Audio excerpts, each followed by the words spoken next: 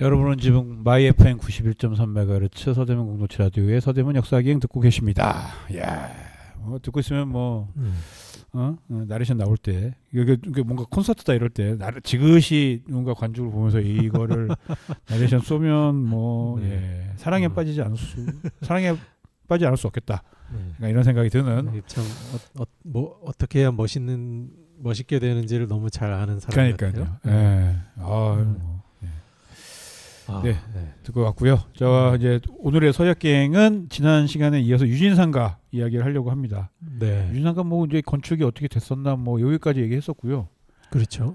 이제 유진상가의 어린 현대 한국의 자화상들 이렇게 그렇죠. 제목을 붙여서 이해하고 있는데, 일단 그런 대형 주상복합 건물들이 그 시점에 이제 많이 들어서기 시작했었고, 그렇죠. 그거의 하나로 이제 유진상가도 생긴 것이다.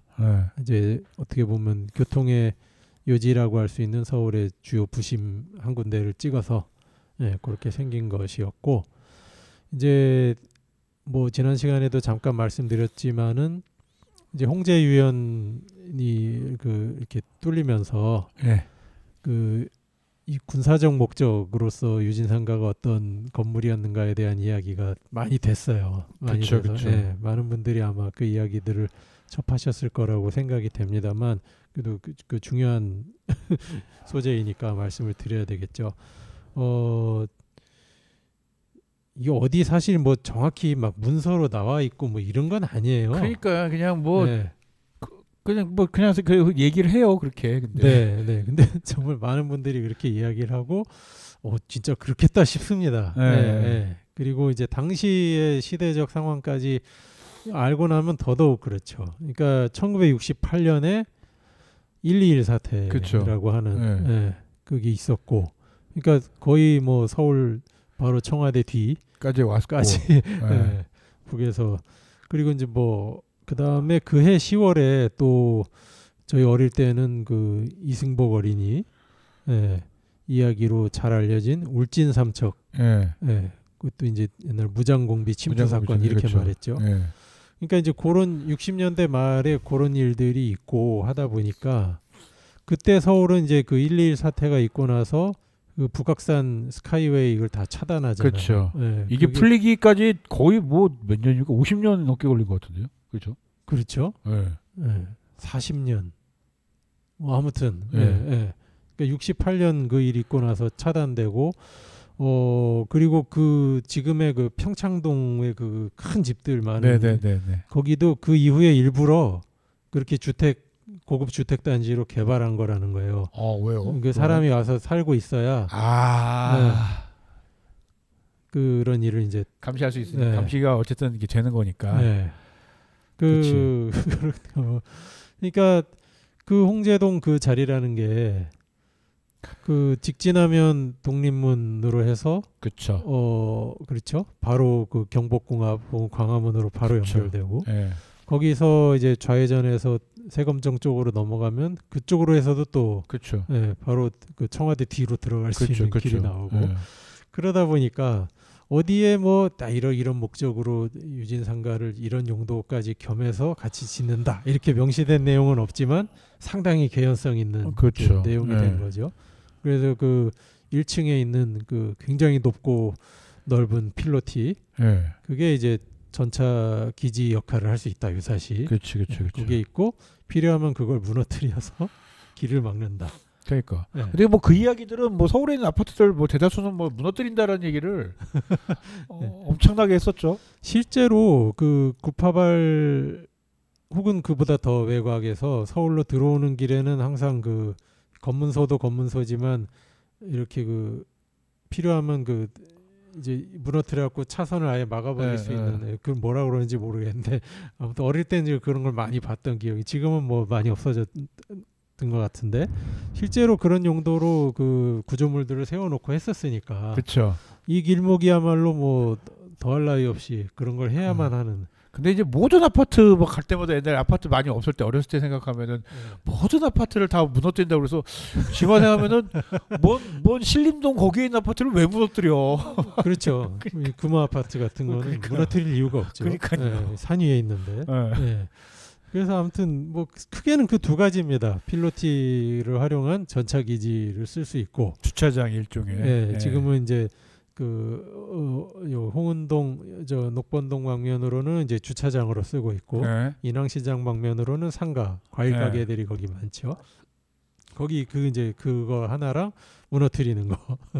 무너뜨리는 것도 좀 말은 안 되는 것 같아요. 그게 무너뜨리려면 이쪽으로 무너뜨려야 되는데 사실 네. 이렇게 무너뜨리는 건 의미가 없잖아요. 그러니까요. 그리고 그게 무너뜨렸을 때 예를 들면 한 수십 층 됐다 그러면 그치. 효과가 있을 텐데. 네. 이게 길쭉하잖아요. 네. 근데 이게 이렇게 무너뜨리는 건 의미가 없고 이렇게 무너뜨려야 되는데 220m짜리 이렇게 무너뜨리는 게 말이 안 돼 사실. 조금 사실 이해는 잘 안 가요. 그러니까 전차 기지는 이해가 가요. 전차 기지는 굉장히 이해가 딱 듣는 순간 맞다. 이건 되게 그럴싸하다. 그러니까, 이게 그래서 이렇게 높고 기둥 사이가 넓구나. 왜냐면 거기 딱 한 대마다 이렇게 전차가 들어갈 만한 그게 되거든 그거는. 근데 무너뜨린다는 사실 저도 개인적으로는 잘 이해는 가지 않습니다. 그렇죠. 그건 그러니까, 조금 정황상 그럴 법했겠고 뭐 어떤 구조물이라도 그런 식으로 활용할 수는 있었겠구나 싶지만 이 220m가 이게 길이 여기고 220m가 이렇게 있는데 이거를 이렇게 무너뜨려야 된다는 건데 이렇게 무너뜨리는 건 의미가 없고 세검정 넘어가는 길 정도 맞겠다 이런 거였을 수도 있죠. 그렇네요. 그건 가능하겠네요. 그 길이 그렇게 넓은 대로는 아니니까. 근데 그것도 사실 잘 모르겠어요. 그렇게 되면은 이렇게 넘어올지 아니면 주저앉을지 그것도 사실 모르겠거든요. 그쵸. 특히 그 홍제 위원 계기로 지하 부분에도 이 기둥들을 세워놨구나라는 걸 보고 나면 그러면 필로티를 무너뜨리는 게 아니라 저 기둥을 무너뜨리는 건가 싶은 생각도 들기도 하고. 근데 아무튼 잘 모르겠어요. 무너진다는 대다수의 뭐 아파트들 다 무너뜨리겠다고 하는 고민이었다라는 거 자체는 잘 모르겠습니다, 솔직히. 그러니까 이제 정확히 뭐 그런 의도가 반영됐다기보단 유사시엔 이렇게도 할 수 있지 않겠습니까? 뭐 이런 정도 이야기가 있을 법은 했겠다. 그렇죠. 이제 만약 북한에서 이렇게 좀 만약 들어왔을 때 이렇게 할 때 이 주변에 있는 혹시나 아파트가 있다. 그 아파트 무너뜨립시다. 그렇죠. 갈 수 있죠, 그거는. 그렇게 할 수는 있지 않았을까. 근데 그러려고 아파트를 짓는다? 이거는 그거는 조금 그랬을 것 같습니다. 그런 용도인데 또 고급 아파트라는 것도 그렇죠. 좀 그렇죠. 맞아요. 아무튼 그렇습니다. 그리고 이제 유진상가가 이 서울의 그 교통량, 그 다음에 이제 교통 체계, 교통 수단 이런 것들이, 그 다음에 설비 이런 것들이 엄청나게 이제 급증하면서 그로 인한 풍파를 맞게 돼요. 크게 두 가지를 말씀드릴 텐데 하나가 지하철 3호선이고 하나가 내부순환로입니다. 그렇죠. 이 내부순환로.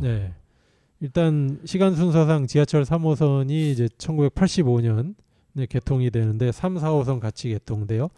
그 3호선은 서북 쪽에서 남쪽, 동남쪽으로 가는 거고 4호선은 이쪽도 남쪽 가운데쯤에서 시작해서 저 북동 쪽으로 가는 거고 그렇게 X자로 교차하게 되는 건데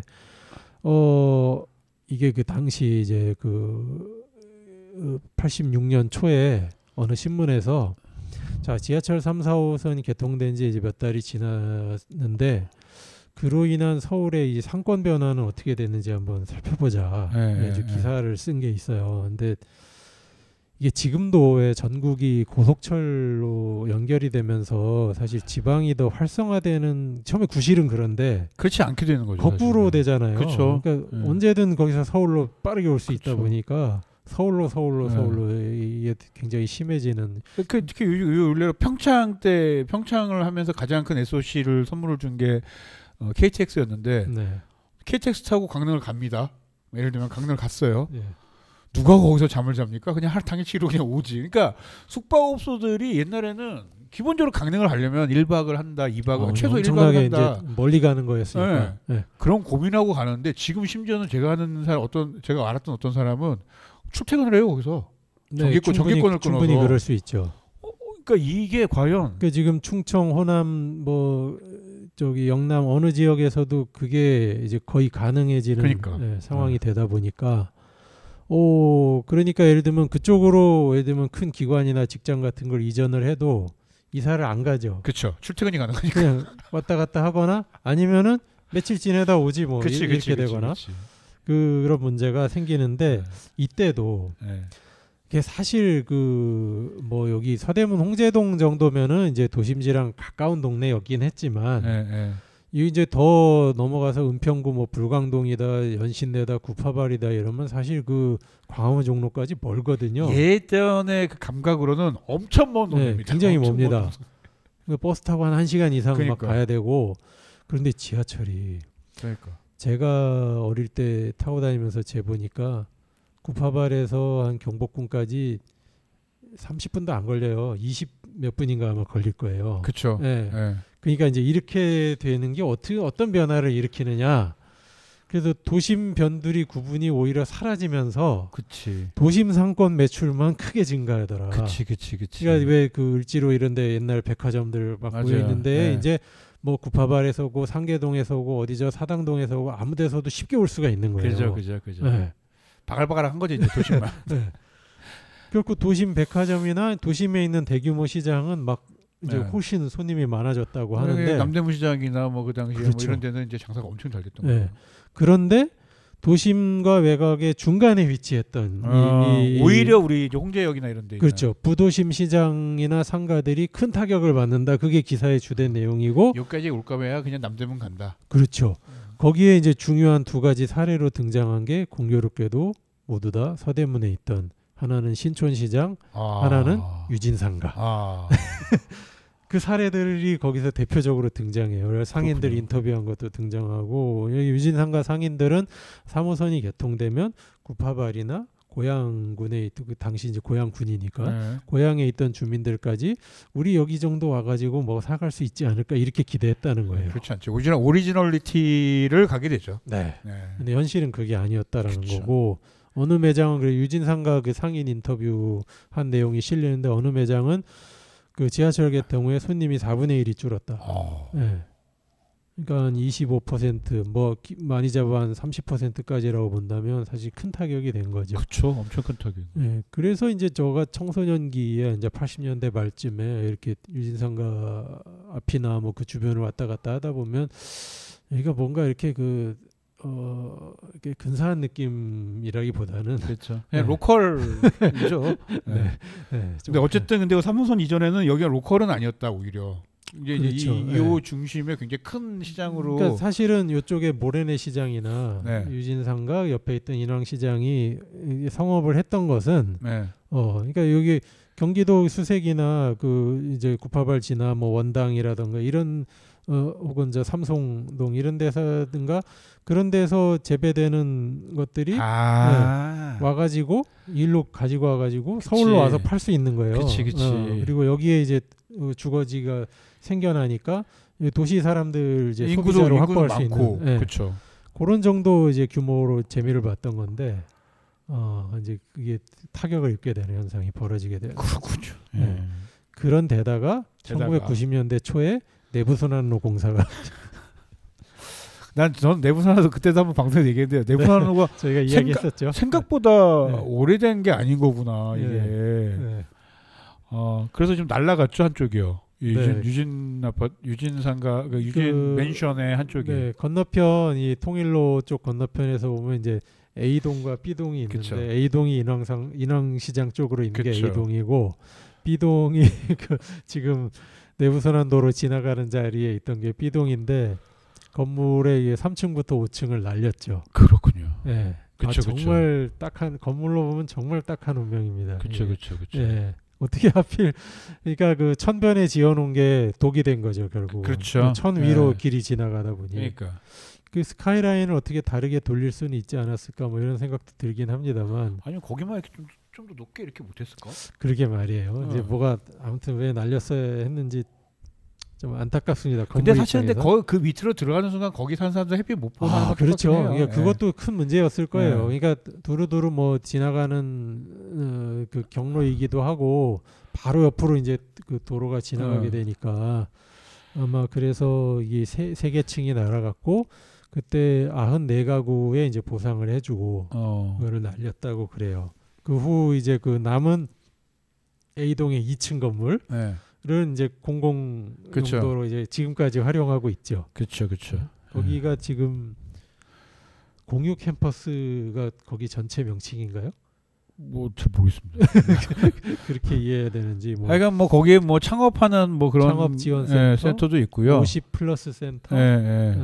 그리고 뭐 저기 대한노인의 뭐 서대문지에도 있고요. 무중력지대라는 것도 있었는데. 네, 있었고요. 예. 그리고 뭐 노동자 종합지원센터도 있고요. 네. 뭐 등등등 그렇게 있습니다. 다양한 이제 공공 용도로 네. 공공 건물도 이제 지금 사용되고 있고, 그러니까 그렇게 사용된지도 이게 꽤 된 거죠 지금. 그게 웃긴 게 또 옆에 이제 아파트들이 들어왔잖아요. 네. 1층에 삼성전자가 들어왔습니다. 그래가지고 오 이게 갑자기 여기에 그런 느낌을 받았었죠. 네, 네. 아무튼 그때 이제 전체를 철거하는 얘기도 그때부터 있었대요. 그때 그냥 아예 다 철거를 했어야 되는 건가 아닌가 싶기도 한데 사실. 그렇게 했었으면 더 어땠을까 싶은 생각은 들어요. 지금까지 이제 이게 계속 그러니까. 이슈가 되고 있으니까 20년 넘도록 거의 30년 되도록 지금 그게 계속 무슨 지역의 무슨 큰 고민거리인 것처럼 되고 있는데 아무튼 그때 뭔가 좀 더 이제 약간 절충을 본 것 같은데 좀 더 깔끔한 정리가 있을 수 있지 않았을까 뭐 그런 생각이 들긴 듭니다. 어쨌든 그 자체만으로 이제 개발이 불가능하다는 거가 문제가 있기 때문에 네. 어쨌든 여기가 묶여가지고 인왕시장이나 이런 데랑 묶이지 않으면 개발 자체, 재건축, 재개발 자체는 아예 불가능한 상황이라서 이게 쉬운 문제가 절대로 아니게 되는 상황이죠. 그러니까 여기 있는 사람들은 재개발, 재건축을 하고 싶다고 하더라도 그러면 또 인왕시장에 있는 사람들을 설득해야 되며 그 주변에 있는 곳들까지 다 설득을 해야지 이제 그 시작.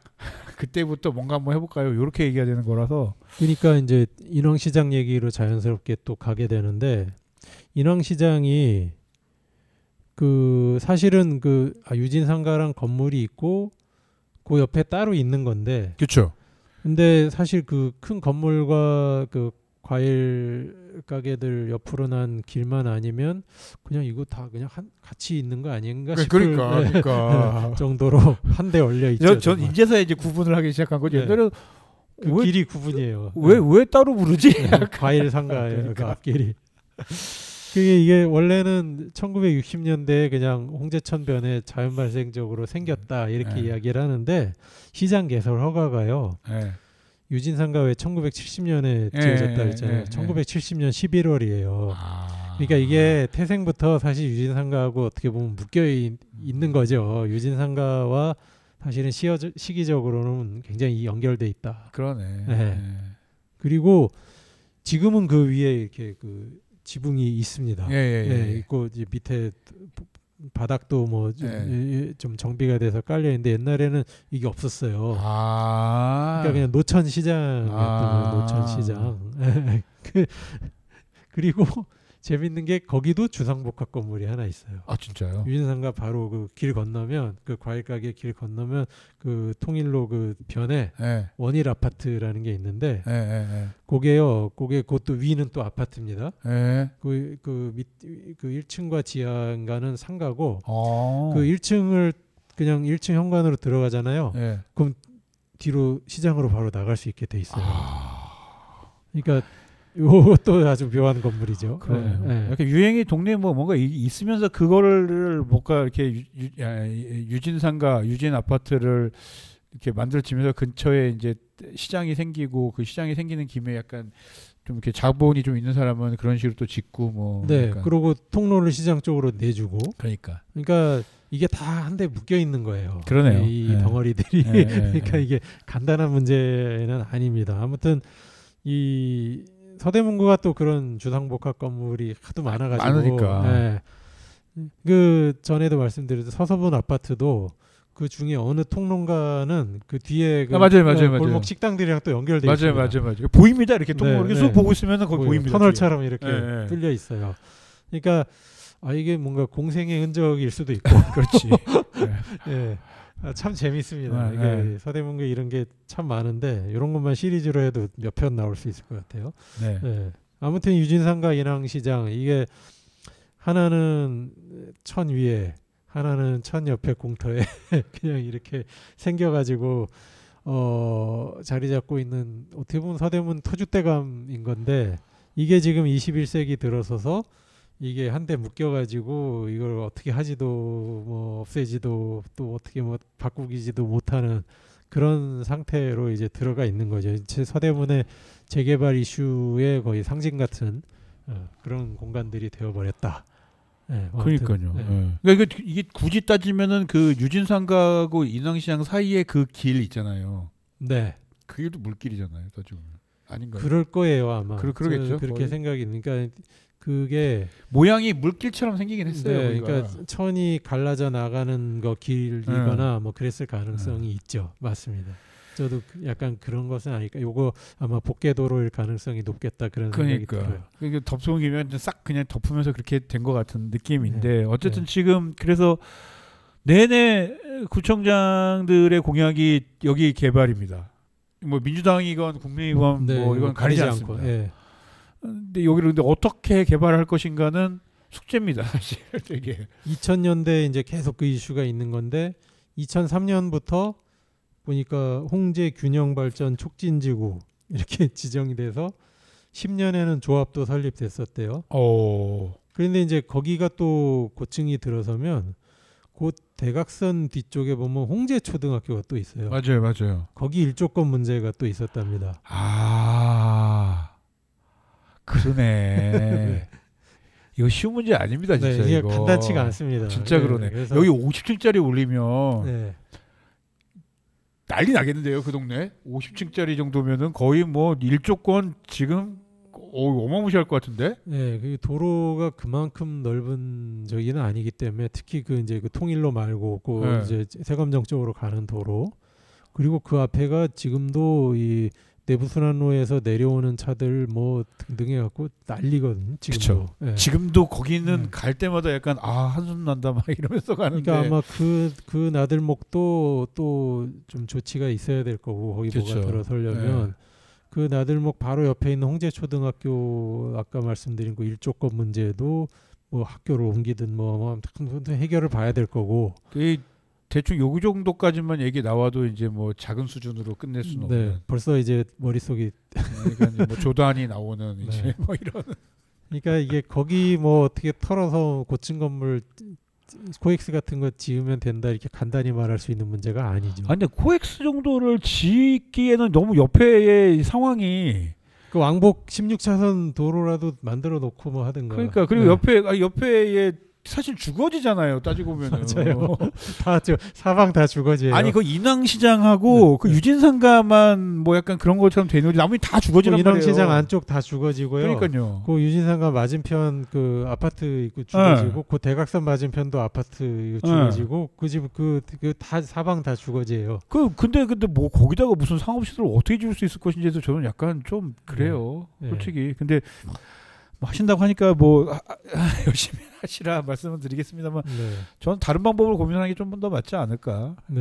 그리고 이제 뭐 그래서 이런저런 부침이 그동안도 있었는데 이제 작년에 지금 구청장님께서 2천억 약속을 받았다고 하셨는데 이제 그거는 근거가 없다.